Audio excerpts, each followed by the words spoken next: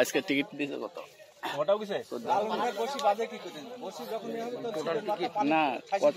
14,000 টাকা টিকিট কি বলতে পারবো না।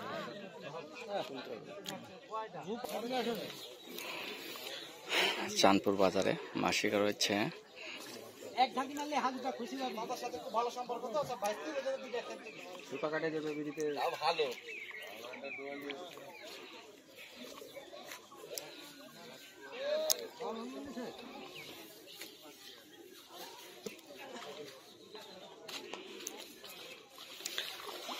মাছটি রুই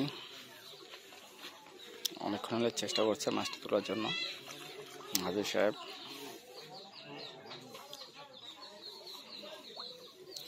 সৈকত হাজি মাছ তোলার জন্য চেষ্টা করছে।